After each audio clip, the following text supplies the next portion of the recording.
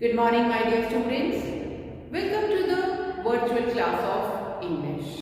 So, let us practice how to write an invitation. Now, children, we will revise how to write an invitation. Beta, invitation ho ya letter ho, it's very important to first read out what the heading says. Write an invitation to your friend inviting him or her for Christmas party. बेटा आपका friend boy भी हो सकता है, girl भी हो सकता है, राइट. क्रिसमस पार्टी किसके लिए इनवाइट करना है हमें? Christmas party. क्या बेटा डेली क्रिसमस होती है या हर मंथ क्रिसमस होती है? No. Christmas always falls on 25th of December. यानी आपको डेट मिल गई है. और इनविटेशन में क्या इंपॉर्टेंट होता है? इनविटेशन में सबसे ज़्यादा इंपॉर्टेंट होती है date, time, venue, your name and your contact number. So let us see how we can write an invitation. This is how we write the invitation. Come and join us for Christmas party. आप invite कर रहे हैं तो ये invitation है. किसके लिए? Christmas party के लिए. देखिए यहाँ लिखा है. अब क्रिसमस पार्टी जो है कहाँ है? It will be held at my home. अब यहाँ आप अपने घर, अगर आप घर पर कर रहे हैं तो आप घर का एड्रेस देंगे. ठीक है. 24 सेक्टर 13. कब है? On Sunday. अब क्रिसमस पार्टी तो 25th को ही होगी ना बेटा, तो डेट का आपने बहुत ध्यान रखना है. December 25. Time at 6 PM. अब सपोज इट्स क्रिसमस है तो 6 PM भी हो सकता है, 7 PM भी हो सकता है, 8 PM भी हो सकता है. That is up to you. Looking forward to see you. कि मैं आपका इंतजार करूंगा या करूंगी. कॉन्टैक्ट, किसको कॉन्टैक्ट करेंगे? आपको. आप इनवाइट कर रहे हो ना, तो यहाँ आप अपना नाम लिखेंगे and your phone number. Of course children, I told you you don't carry phones, so you will write the number of your parents. जो आपके पेरेंट्स हैं, फादर और मदर, किसी का भी नंबर आप लिख सकते हैं. बेटा यहाँ पर आप कोई और नंबर भी लिख सकते हैं. That is not important. The important thing is that you have to write the phone number. So practice the invitation. Again I would like to say the same thing बेटा. ये आपको लर्न नहीं करना है, आपको फॉर्मेट सीखना है कि हम इन्विटेशन कैसे लिखते हैं. Children, today we are going to revise lesson number 13 of your reader book, Sir Isaac Newton and the Apple. Yes children, in this chapter, Sir Isaac Newton and the Apple, we learned that how by falling off an apple, Sir Newton find out the law of gravitation. कि अर्थ में gravity है and it pulls all the people and objects towards itself. Right? Now children, let us see how to attempt the questions. First of all, it's very important that you read each and every question carefully. For example, tick the correct option. Beta, dash caused the apple to fall. देखिए already dash given है. Options are gravitation, evaporation, friction. The correct answer is gravitation. तो यहाँ पर आप टिक करेंगे. And बेटा अगर आपको डैश में लिखना है तो आप बहुत ध्यान से यहाँ से स्पेलिंग लेंगे and then you will write it over here. See that you write the spellings carefully. Second is question answers. Which objects are said to be heavier? देखिए बेटा क्वेश्चन के अंदर ही कुछ वर्ड्स होते हैं which are included in answers. तो spellings आप कुछ वर्ड्स की क्वेश्चन से ही देखकर कॉपी कर सकते हैं. Right? The answer is the objects which are denser than others are said to be heavier. बहुत सारे बच्चे यहाँ पर than में THEN यूज करते हैं which is wrong. यहाँ पर ये कंपैरिजन होता है. ठीक है, तो हम यूज करेंगे THAN. सो बेटा read and do practice of each and every answer carefully and tick the correct question word. देखिए which या who. Book have you read recently? अब बेटा बुक है तो हम बुक के लिए who नहीं यूज करते, हम यू who पर्सन के लिए यूज करते हैं। और वैसे भी हमारे पास यहाँ पर चॉइस है कि कौन सी बुक हमने अभी लेटेस्ट पढ़ी है, रिसेंटली पढ़ी है। तो it will the answer will be which and you will take it like this. Right, children? So children, today we are going to revise the chapter The Sickness.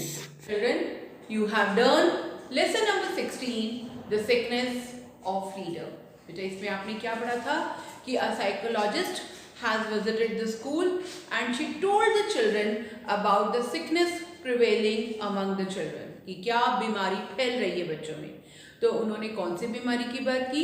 She told that nowadays children are watching too much of television, they are stick to the screens, television or computers or mobile phones, and they are lacking behind in physical activities. तो the psychologist was named as Dr. Shah. तो उन्होंने बताया कि ऐसे हर समय आपको TV screens के साथ नहीं चिपक के रहना है, बल्कि you need to do some physical work, otherwise that illness will first capture their mind and later on it will destroy the body of the children. और उन्होंने कहा कि physical work यानी physical exercises are very important. Now children, I hope you have understood the chapter well. बेटा एक तो ये है कि you should know the chapter well as anything can be asked from between. बीच में से हम पूछ सकते हैं आपसे, ठीक है, small questions. And apart from that, there were a few mistakes which I noticed while checking your homework. See, first of all, you are not writing Dr. Shah. बेटा डॉक्टर D कैपिटल है, आप लोग इसको O बना रहे, it is D, doctor, short form of doctor, DR, doctor, Shaw, SHAW, आप इसको OW या कुछ और लिख रहे तो spelling should be correct. Now look for बेटा ट्रू एंड फॉल्स। बेटा आप क्या करते हैं ट्रू एंड फॉल्स में, कई बच्चे ट्रू ये फॉल्स ऐसे नहीं करना है, you need to write if true complete true, if false complete false, ताकि बेटा आप हमें क्लियरली पता चले कि आपका आंसर आपने क्या लिखा है। Now doctor Shah was a dentist. कहीं पर क्या होता है बेटा, हम ट्रू एंड फॉल्स में कहीं पर नॉट ऐड कर देते हैं, कहीं पर, अब जैसे डॉक्टर शाह, आपको पता है डॉक्टर शाह, आपने पढ़ा डॉक्टर शाह, हाँ डॉक्टर शाह थी, लेकिन आपने पढ़ना भूल गए कि वो डेंटिस्ट थी और she was a psychiatrist and you put a true, तो ये फॉल्स हो जाए, फॉल्स हो जबकि तो इट विल बी रॉन्ग। तो read each and every sentence carefully. Now how to attempt the questions. बेटा क्वेश्चन रीड करिए, who is a psychologist, suppose this is the, अब इसमें हेल्पिंग वर्ब देखिए बेटा क्या है, इज, यानी क्वेश्चन का जो है प्रेजेंट टेंस में, तो आपको आंसर भी प्रेजेंट टेंस में देना है। Psychologist is a person who reads other persons mind और who reads other persons behaviour, so you have to write the answer in the present tense.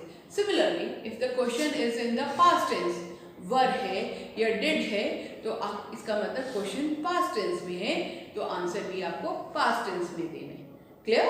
So you will attempt, first of all learn carefully and then attempt carefully. Now let us revise sentences. What is the sentence? Sentence is a group of words. Fine, group of words है, sentence है? No, until unless it makes some sense, इसका कोई मतलब नहीं निकलता जब तक, that till then it is not a sentence. So sentence is a group of words which makes a sense. A sentence has a subject and a predicate. बेटा subject क्या होता है? सेंटेंस में जिसके बारे में बात की जाती है that is called a subject, और जो बात की जाती है that is predicate. For example, look at this sentence. My mother is a dentist. हम किसके बारे में बात कर रहे हैं? मदर के बारे में, राइट? और क्या बात कर रहे हैं? That she is a dentist. बेटा कुछ बच्चे क्या कर रहे हैं, वो सिर्फ मदर को सर्कल कर रहे हैं for the case of subject. This is wrong. My mother, आपको पूरे को सर्कल करना है if you are asked to circle the subject. अगर सब्जेक्ट को सर्कल करना है आपने तो आप माय और मदर दोनों को सर्कल करें इकट्ठा, अलग अलग नहीं। सिमिलरली कुछ बच्चे क्या कर रहे हैं, if they ask to underline a predicate, वो सिर्फ डेंटिस्ट को कर रहे हैं। No, again it is a wrong. Every predicate includes the verb. बेटा सेंटेंस में जहां से वर्ब शुरू हो जाता है वहां से प्रेडिकेट शुरू हो जाता है। Clear? So if you are asked to underline the predicate then is a dentist complete predicate है। सपोज हम आपको एग्जाम में भी ऐसा ही कुछ देते हैं, टू सर्कल द सब्जेक्ट और अंडरलाइन द प्रेडिकेट, तो आप प्रॉपर लिखेंगे और प्रॉपर उसको सर्कल और अंडरलाइन करेंगे। Suppose you have missed to underline is for the predicate, तो बेटा your predicate will be wrong, क्योंकि बिना verb के predicate नहीं होते। Clear? Now one more thing we have learned, that object, about the object। बेटा जब आप noun से क्वेश्चन पूछते हैं, the workmen are building a house, जब हम noun से क्वेश्चन पूछते हैं about the verb की, noun क्या कर रहा है, The workmen क्या कर रहे हैं, they are building, तो are building क्या हो गया, verb है। अब they are building what या whom का जब हमें आंसर मिलता है तो that is called object, that is called object। ठीक है, तो अब यहाँ पर इस सेंटेंस में suppose if I ask you to box the object, underline the verb and circle the subject, तो बेटा इसमें subject किसकी बात हो रही है, the workmen, और the work, what are the workmen doing, are building। आप आर को भी अंडरलाइन कर सकते हैं क्योंकि आर भी वर्ब है, बिल्डिंग को भी अंडरलाइन कर सकते हैं, no problem. And they are building what, a house, तो house is the object. Similarly look for another sentence, they were playing football. यहाँ पे बेटा सब्जेक्ट क्या है, किसके बारे में बात हो रही है, they, what are they doing, were playing, खेल रहे थे, and they are playing what, football, so we will box football। Clear? Tenses are of 4 types। Imperative, जिसमें हम command या request करते हैं, like give me some water, right? अब देखिए बेटा इसमें subject नहीं है, subject is you give me some water, you is hidden over here, give me some water request है, come and sit here, ये command है, right? तो that is an imperative sentence। बेटा बहुत सारे बच्चे imperative लिखते हुए n की प्रॉब्लम कर रहे हैं, they are writing n which is again a spelling error, right? Now every sentence begins with a capital letter and either ends with the full stop or the question mark or the exclamation mark, but every sentence begins with a capital letter। The second one is declarative। Declarative या simple statement sum, that is one or the same thing। कुछ चीज हम जो कह देते हैं वो declare हो जाती है, I will play football today, declare कर दिया, simple statement sentence है, it will start with a capital letter and end with a full stop। Now interrogative sentence, बेटा जब हम questions पूछते हैं that is to interrogate, ठीक है, हम जब questions पूछते हैं तो questions always end with a question mark, right? And they all start with the question words, या फिर is am are से भी हम question बनाते हैं, right? Interrogative में भी बेटा you are writing, यहाँ पर जो e और double r है, यहाँ पर आप you are creating some spelling errors, तो बेटा ध्यान से लिखिए, right? Now the fourth type of sentences, exclamatory sentences। बेटा the sentences which show the sudden feeling, wow, ouch, eek, yippee, ये क्या है, interjections है। and after interjections और exclamatory sentence, what a beautiful scene, ये क्या है, exclamatory sentence है, we put exclamatory mark, right? so exclamatory में भी बेटा बहुत सारे बच्चे x को भूल जाते हैं लिखना, वो exclamatory हो जाएगा, it will be not be exclamatory, so write the spellings carefully। So let's do conjunctions। Conjunctions are, what are the conjunctions? Conjunctions are the joining words or the linkers or the connectors, यानी ऐसे words जो two sentences को join करते हैं to make a new one, that is called conjunction. Now बेटा and जब similar type के things होती हैं then we use and. I went to the market and bought some bananas. I went to the market and bought some grapes. तो हम दोनों को join कैसे कर सकते हैं? I went to the market and bought some bananas and grapes. Same हो गया ना बेटा. बट जब बेटा कंट्रास्ट होता है, ऑपोजिट थिंग्स होती है, he is lazy, he is smart. तो बेटा देखो ऑपोजिट है, लेजी और स्मार्ट ऑपोजिट है. He is lazy but smart. Handsome looking है, स्मार्ट लुकिंग है, लेकिन वो लेजी है. नाउ सो बेटा जब एक एक्शन के कारण उसके कारण दूसरे एक्शन के ऊपर उसका इफेक्ट दिखाई देता है then we use so. I did not go to the school yesterday. I was unwell. ठीक है, तो अब क्या है?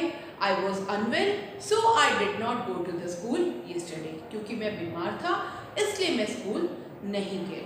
ठीक है, सो और बेटा जब आपके पास चॉइसेस होती हैं कि या तो ये काम करिए या ये करिए, जब चॉइसेस होती हैं, टू सेंटेंसेस ऐसे होते हैं जिसमें आपके पास चॉइस होती है देन यू यूज और.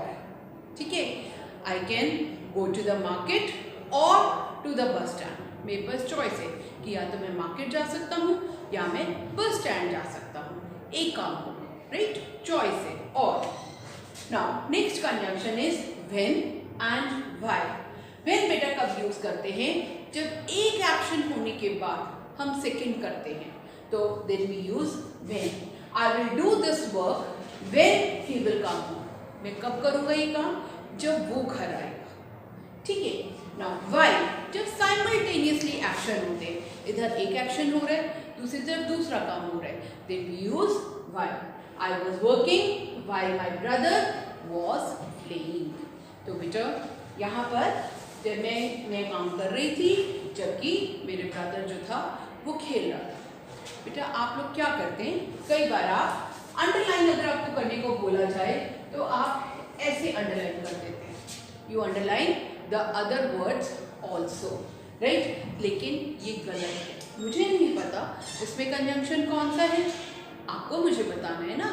तो आप जब वर्ड लिखें बेटा, सपोज आपको अंडरलाइन करने के लिए बोला जाए तो आप क्या करेंगे?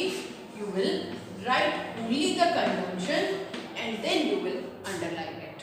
पूरा सेंटेंस लिखने की जरूरत ही नहीं है. Even for other things also.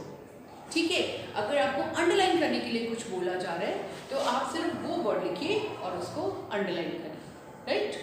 Let's learn more about prepositions. बेटा prepositions क्या होते हैं? The words which tell the position of the noun. Noun या प्रोनाउन की जो पोजीशन बताते हैं या रिलेशन शो करते हैं. सेंटेंस में अगर टू नाउन्स एंड प्रोनाउन्स है तो उनका रिलेशन शो करते हैं. Like this book, the book is in my hands. Right? अब बुक और मेरा क्या रिलेशन है? That book is in my hands, मेरे हाथों में है. तो इसी तरह से बेटा बहुत सारे प्रेपोजिशंस होते हैं, जैसे ऑन, जब कोई चीज ऊपर होती है किसी चीज के तो हम, और स्टेबल होती है तो हम कहते हैं ऑन. जब कोई चीज किसी चीज के अंदर होती है तो हम, और स्टेबल होती है तो हम कहते हैं इन. इनटू, इनटू कहाँ यूज करते हैं बेटा हम? जब कोई एक action, continuous action, in plus to, to यानी टू वर्ड्स के लिए यूज करते हैं, इन यानी अंदर. जब कोई चीज अंदर की तरफ जाने के लिए कुछ होता है तब हम यूज करते हैं इनटू.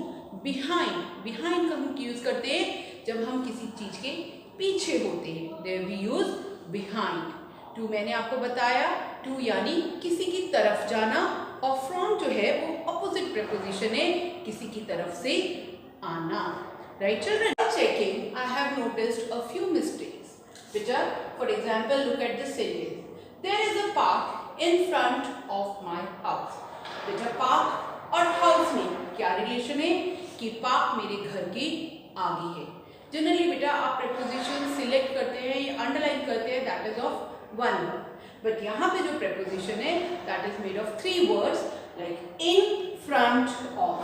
तो आप क्या करेंगे बेटा? You will right question number 1, in, front, of. अगर सपोज इस टाइप से कोई प्रेपोजिशन आती है तो you will right the complete preposition. Now look for the second sentence. He drove dash the bridge. तो आप लोग बच्चे कंफ्यूज हैं ओवर एंड अबव में. बेटा ओवर और अबव दोनों ऊपर के लिए आता है जब कोई चीज किसी चीज के ऊपर होती है, राइट.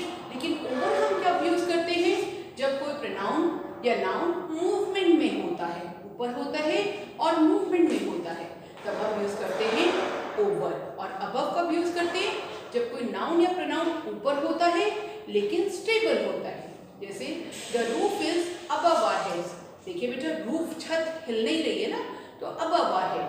ही ड्रोव यानी वो कुछ चला रहे हैं, पास्ट टेंस ऑफ ड्राइव है, तो वो कुछ कार बाइसिकल मोटरसाइकिल कुछ भी चला रहे. ही ड्रोव डैश द ब्रिज. तो मूवमेंट है, कोई एक्शन की मूवमेंट है, तो क्या आएगा over. Clear? So you will practice the prepositions carefully. Children, bye for now, but keep learning and smiling always.